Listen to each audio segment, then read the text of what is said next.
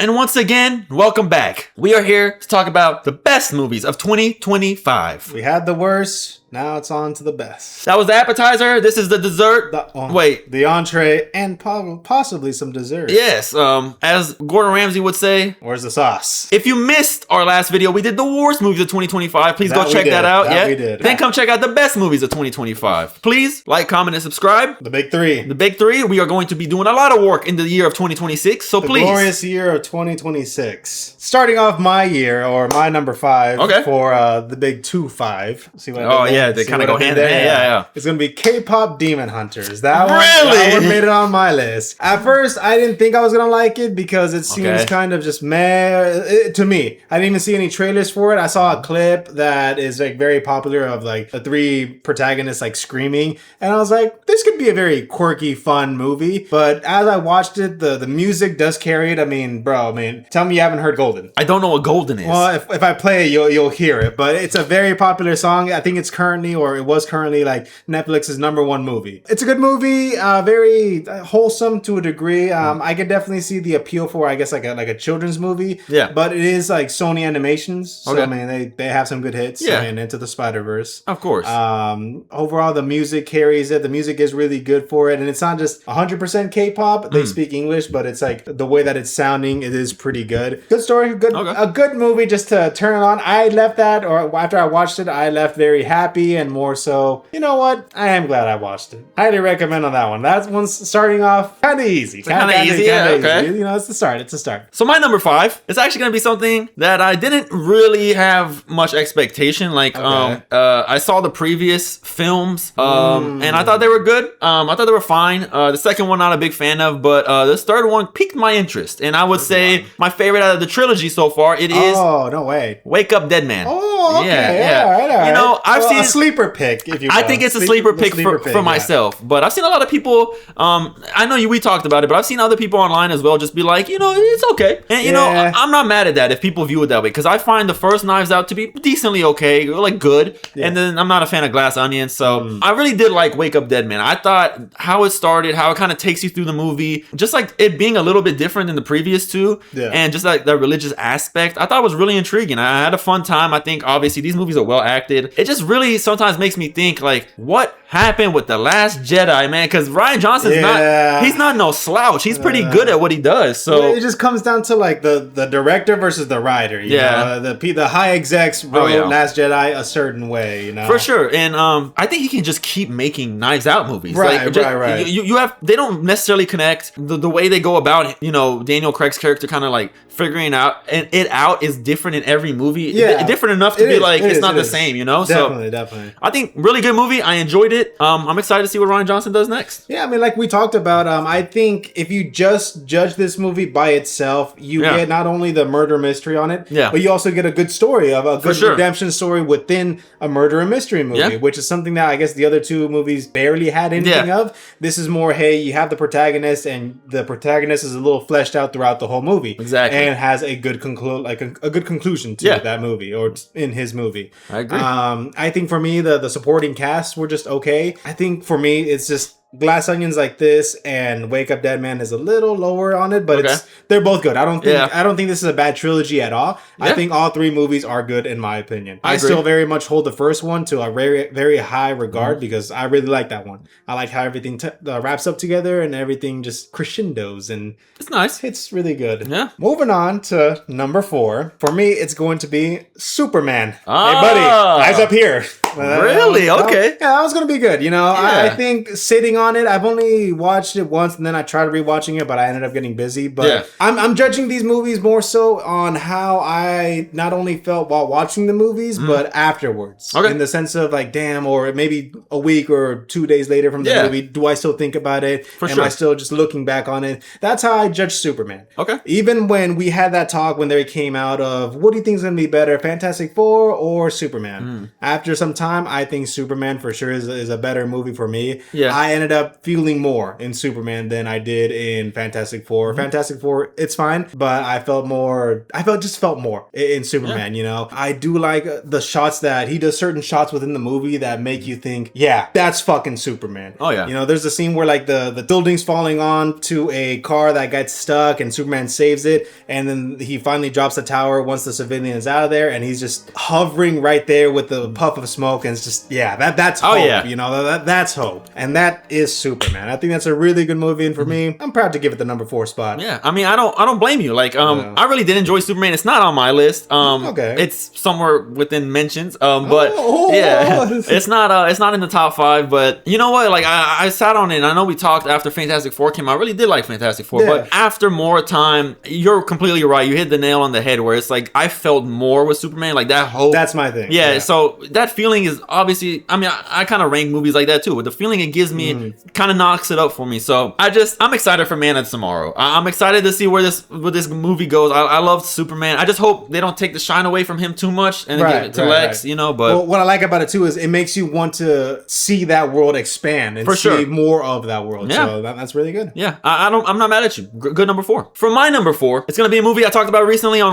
what we watched. I believe it was November, I think, if I'm not mistaken. But it is Sorry Baby. I love when movies are like not relatable in a sense, because I haven't went through what the movie explains and explores, but I think it's just like it feels there's a very human element to it, right? Like there is movies like Superman, which is so supernatural, but there's a human element still in there, right? Yeah. But movies like Sorry Baby, the grounded kind of A24 movies that I really enjoy. I just love how it's able to convey a message without banging you on the head with it. You know, it conveys a message of like, look, this is what some people really go through, and it's really hard. And you just make a well-made movie that's acted great, that's edited great, shot great, and the tone is perfect. Like it doesn't say jokes at the wrong time. It doesn't. It doesn't like. It's just good. It's just a really good movie. And I've never been one of these like film snobs that's like, I love when a movie's like this because I can't watch that superhero shit. This is like a real movie. But this movie I watched and it moved me. So like you spoke about, just the emotion I felt at this movie. I was like, it's a good movie, man. Yeah. Really unexpected. Heard good things about it. Went into it not knowing anything and caught me off guard. I really enjoyed it. Number 3 for me is going to be Fast and Furious? F1. Oh. For me, it's going to be F1. Okay. The Brad Pitt movie, the Apple movie about F1 that is pretty good. Okay. I mean, good movie. Like I said in our June, July video, I saw that movie in 4DX. Nice. Peak experience to watch it in 4DX because you felt everything. Still very much have the same thing that I said in that video in the sense that it's not a Christopher Nolan movie. It's not a super, metaphysical movie that the message flows over most viewers' head. But it's a really good movie. It's a fun movie, It's a good movie. I mean, the story's there. You get elements of like, the protagonist that he's not that he's a has-been. He's a never was. He's just some guy that was wanting to just, make a name for himself again or just kind of cling to that. But then you have the intentions that he just likes that feeling of racing. For sure. That's where he thrives. How he says it, he just, when he's on that track, just going that speed, he feels like he's flying. Yeah. Cinematography, amazing. The music, the sound design, Hans Zimmer always kills it. But even like the sounds of the engines, the sounds of the crashes, it's really, really good. Very good movie. I was pleasantly surprised with that. Definitely not disappointed. The trailers for it were always peak. The first one where it has with the chain, Fleetwood Mac, always gonna be good. Yeah, I've been meaning to go back and watch it. I really did want to watch it again. From what I remember, I liked it. I thought it was good. I think I remember I told you it was like maybe not what I expected, but Top Gun Maverick and now F1, like he's found his niche, and I think obviously he'll probably expand and do more things down the road. But I'm really interested to see what he does next because you could take a simple story like Top Gun Maverick and F1 and like have fun with it. It could be a fun blockbuster summertime film. Doesn't, like you said, doesn't have to be a real head thinker, but it's a fun movie and it's fucking entertaining, man. Now, for my number 3. So this movie started up as number 1 for me. Oh, I think I know up until like a few months ago, and then it kind of got knocked down, and not because the movie's bad by any means, but my top 2 kind of resonated more, and I just enjoyed them a little bit more, right? Okay. But my number 3 is gonna be Sinners. Oh, so okay, yeah. Sinners was a movie we went to go see. We went to see that and Thunderbolt same day, back to back. Back to back. You know, we knew we had heard Sinners was good, right? It was a talk. There was a talk about it being good, but I think that was one of the few times I've sat in a theater in recent memory, and I was just like, man, I'm kind of blown away. Like, I was just like taken aback, really. I was just like, wow, I didn't expect this film to be what it was. It was some understanding that it was going to be a vampire movie, but kind of how they told it, where it went, how it wrapped up, man, it was a really good movie. You know how hard it is now? And like, which is funny because the top 3 I have, it's so hard for original movies. A lot of people are afraid to do original movies now. Right. Sinners is an original movie, and so I believe the other 2 that I have on my list are too, but it's nice to see not everything be like a superhero movie or an action movie or something. It's like, it's something fresh. Yeah, and you get butts in the seats with stuff people don't know just because of word of mouth and how good the movie is itself. Sinners, obviously, it being Ryan Coogler, shot well, directed obviously well. Michael B. Jordan, man, like, he's made a name for himself. Like, big time. He's really good. Big time. I think it's just number 3 for me because I just enjoyed the other 2 movies a little bit more. All right. That's my only reasoning. My number 2 is going to be One Battle After Another. Fair. Very good. Like you said, it is like an original piece of a movie, a film. Yeah. Leonardo DiCaprio brings his shit. He always does, but this time he really did play the burnout, the dad, and just the paranoid person perfectly well. Yeah. This movie is a lot to a degree. There's a lot of things that happen, but towards the middle you kind of get the overall objective of where is this story going. Yeah. It does give you that perfect sense of edge of my seat of, okay, I gotta figure out how this happens or how this ends, because so much shit's happening. You're almost at the edge of your seat throughout the whole movie. There's the critique online that, oh, this is just woke. But no, just watch the movie and just genuinely experience it. It is a bit long, and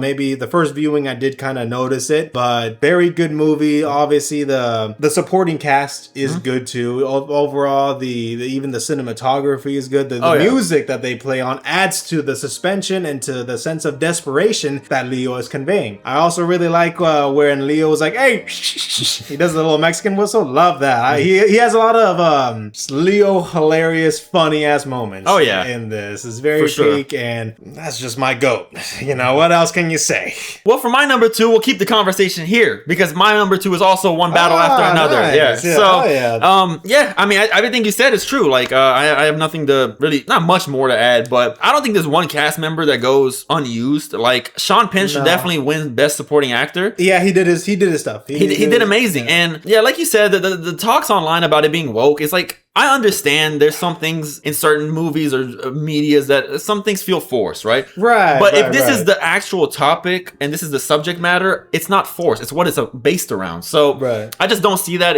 That's a dumb argument, man. It's a great film. Yeah, the beginning has a little bit of issues with like pacing, and the ending kind of wraps up. The beginning's a little strange, but overall, great movie. It just caught me off guard, man. I really didn't expect it to be that good. Yeah. I didn't. I guess for me, why I put it over Sinners is I think I just enjoyed the story a little bit more. I think it just was like a little bit nicer of a story. Like I like the whole like I need to get my daughter back, being a better father. But it's really hard for me. These top 3 that I have, they're all it's interchangeable. It's hard narrowing it down. Yeah. But man, One Battle After Another, good fucking movie. Good fucking movie. So for honorable mentions, before we get to number 1, I have 3. You have 3. I mean, they're not really in any particular order for me, but I would go with number 1 is gonna be Superman. So honorable mentions. It just didn't make the top 5, obviously, but hey, honorable mention. Mention. Like you said, man, emotionally heavy movie, really fun movie. I love David Cornsweet as Superman. I thought he was really good. And I'm really excited to see what DC was. EU, for sure. DCEU. I don't know. The DC something. I'm excited to see where it goes. I hope they keep this pace. I'm hoping Supergirl is good. Like I can't say I'm overly excited like I was for Superman for Supergirl, but we'll see. I'm still hoping it's a fun movie. Yeah, that's what I'm expecting. It's nice to see DC getting some life into it. Exactly. For my number 2 would be F1. Just Brad Pitt, man. I really do like Brad Pitt. I know people have their problems with Brad Pitt. Maybe not the best person, but just a great movie. Good actor, though. Great actor. And I'm excited to see where this director goes, like I said. And then number 3 is actually going to be Predator Badlands. Oh, that's crazy. That's crazy because I think that's something that, a little spoiler, I'll have that in mind. Okay. Yeah. So Predator Badlands, didn't really know what to expect. I didn't watch Prey, and I didn't watch the Killer for Killer animated. I still need to watch that. But goddamn. Yeah, I'm not deep into the Alien and Predator lore. I'm like, okay about it. It's fine. It was a fun movie, man. It's a good action movie. Yeah. I enjoyed the premise of him kind of like getting dropped on a planet, stripped of everything, and trying to making a name for himself. I thought it was a really good movie. All right, saying on to that, I'm gonna show my top 3 honorable mentions. Yeah. My honorable mentions, and it's gonna be Predator Badlands. Okay. Just like you said, pretty good. I like how in the beginning it starts off with similar to kind of how the Dune movie starts. Yeah. Or start with like a message from their specific language. But this movie says Predator is a prey to no one. The Predator is on top of the food chain. Yeah. I like that. I also like the scene where he finally goes to the location to kill like the Basque or the fucking creature. Yeah. And he's like yelling to the android saying like, I am prey to no one. I am going to kill this thing. It's a very cool scene. It's just it's a very good movie. And like I said in the reviews that I am excited to see where this movie's gonna go. Obviously, how you saw how it ended. Yes. His mom shows up after he killed his dad, and who knows? Yeah. It could be a case where the mom shows up and says, hey, a lot of our tribe people have been dying. There's been a lot of stuff in the universe. Could introduce a xenomorph. Yeah. And we can get Alien versus Predator, but this time make it good. Yeah, no please. more boobs, no more sexualizing women. No. I want 2 alien creatures going fucking hand to hand. I want to see that Predator go crazy. Yeah. For my second honorable mention is going to be a movie that we recently saw. It's going to be Marty Supreme. Ooh, okay, a new one. Yeah. Very good movie. Okay. Very good movie. I was pleasantly surprised. Nice. I mean, we've also seen Uncut Gems together. Yes. And this movie is very much like that. Yeah, very much. It's just the protagonist is a sleazebag. Oh, yeah. I think he has a little bit more of a redeeming quality than Adam Sandler's character in Uncut Gems. Yeah. And we see that this Safdie brother has a formula, but like we both said, he does that formula really well. Really well. But God, while watching this movie, I thought to myself,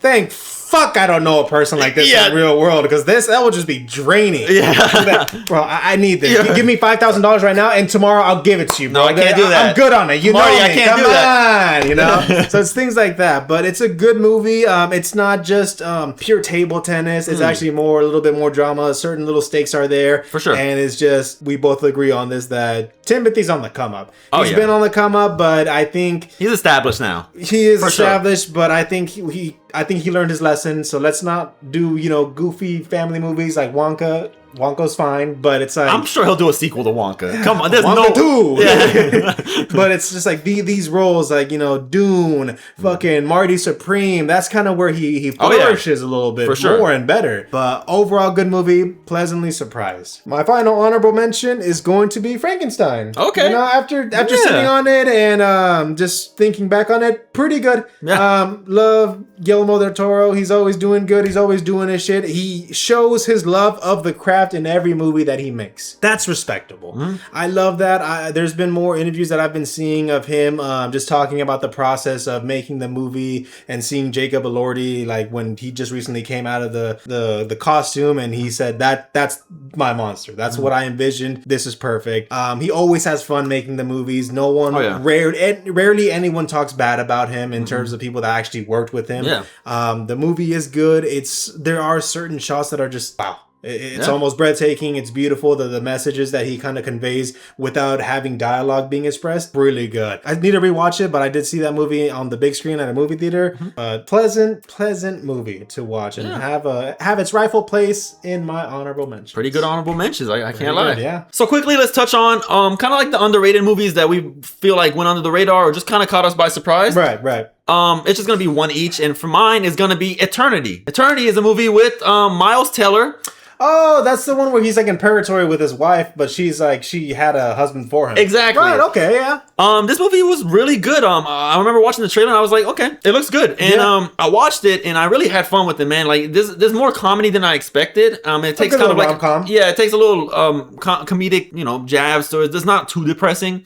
But man, the message was good. It's nice when you find a good rom-com or just a good romantic movie that's not too cheesy or nothing. Right. It serves a purpose and it's realistic on how people would feel with love. Love is a complicated thing and it's a battle. So ain't that the truth? Yeah. Eternity, really good movie, man. Yeah. It caught me off guard. Like I expected it to be good, but I was just like, man, I really love how it's going about telling like the story, and it's really a cool premise, man. Like Yeah. Who do you want to spend eternity with? Very cool. Really cool story. A24, that's an A24. Yeah, I believe it, yeah. A24 always does They're doing their shit, man. Yeah. It's a good studio, not like those fuck faces at Blumhouse.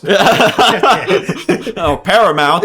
Great movie. I recommend it. Okay. Yeah. Definitely gotta check that out. For mine, underrated / pleasant surprise, I'm gonna take a little detour here. It's not a movie, but it's a show, actually. Like, sometimes, I don't know if you've had this, where you're scrolling on your phone and sometimes you'll see clips of a show, and then from there you're curious on the show, and then you look it up. For mine, it's gonna be Common Side Effects. So it's an Adult Swim animation show, but the premise of it is that there is this, I guess an environmentalist, or he's a biologist. He's a biologist, more so a botanist in the regard that he studies plants and everything, but he finds this super miracle mushroom that can heal you. So like if I were to stab you, or if you were to get into a car crash and I gave you that mushroom and you eat it, you'd be fine. But as the show later progresses, you find out that mushroom, if you eat it too much, it has some side effects. Season 2 is coming out 2026, so very pleasant surprise. I was pleasantly surprised with that show, and I'm looking forward to it. Cool.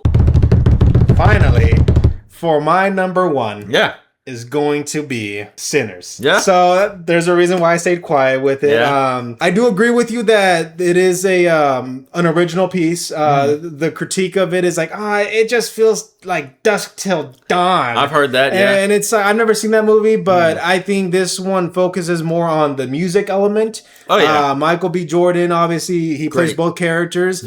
The reason why I like this movie so much compared to the other movies is, like I said, just that feeling that I got after watching the movie. But I think what hits more is that I ended up caring for a lot of the characters, not just the characters that are just like side characters. I ended up caring for them and even wanting to see how they ended. I really like after the movie ends, you get the credits start, like little pre-credits start to roll, and it's like you see the guitarist, this famous blues player named Buddy Guy. He was playing the guitar, and it's very cool. And then you have a little moment where older Sammy meets, Stack. Yeah. And, Haley Steinfeld's character. Yep. Obviously, they have a conversation, and as they're about to leave, Sammy tells him, hey, before that night happened, that was probably the best night of my life. Was it like that for you? And you get that little montage of, Michael B. Jordan says, yeah, it was the last time I saw my brother. Yeah. The last time I felt the sun. And you get that little montage of all of them being happy. Yeah. And he says, for a few moments, we were free. It's things like that genuinely made me think, damn. Every character almost, or every major character brings their stuff in that movie. You feel the music. The music's really good. I really like the portrayal of Rocky Road to Dublin. That was like my most streamed song of this year, funny enough. Yeah. It's just really good. That song gets me that song gets me fucking hyped. Okay. That Irish jig makes me want to. That's a song. That's what you call a song. Yeah, I have that movie on not Steelbook because it was fucking sold out, but I have it on Ultra 4K. Whatever. So it's really good. I have that movie on disc. Very proud of it, and very proud to say my favorite movie of the year. Now for my number one, to wrap this thing up, is going to be Marty Supreme.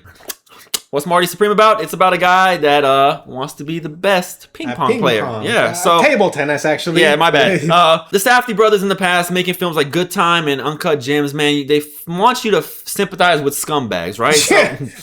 Yeah, and it shows light that this is normally not to maybe this exaggeration, but a lot of people aren't clean cut Superman type guys. Right. You have to do things in life to get what you want, and these movies are always chaotic, and that's what I enjoy. I love the chaos. I love just like, especially this movie, where it just jumps from scene to scene, but every scene feels purposeful. There's a reason why we're here, Yeah. There's a reason why, spoiler, not a big spoiler, but there's a reason why the bathtub fell down, He doesn't just fall from, that comes out of nowhere, but that leads you on like a whole path of the different side of the movie. Exactly. But there's a reason that bathtub falls. It leads to something. There's a purpose behind it. And you talked about emotion and feeling stuff. I felt something with this movie. I really enjoyed how, as a 23-year-old guy, man, he just wanted to be the best at something. Yeah. And he really, his ambition, like he even what he tells Gwyneth Paltrow in the trailer, he's like, I don't, it doesn't even enter my consciousness. Of him not making exactly. Yeah. And obviously he doesn't do the right, like he does sleazebag things to get what he wants, and he, you know, that's just who he was. But he's moved by that ambition. It's not something that's just like, oh yeah, I want to be the best, and then he just like doesn't follow it up with his actions. No, he wants to be the best, and it shows you. That bangs you over the head of like, no, he wants to do this. But obviously, I love the way it wraps up compared to like Uncut Gems and Good Time.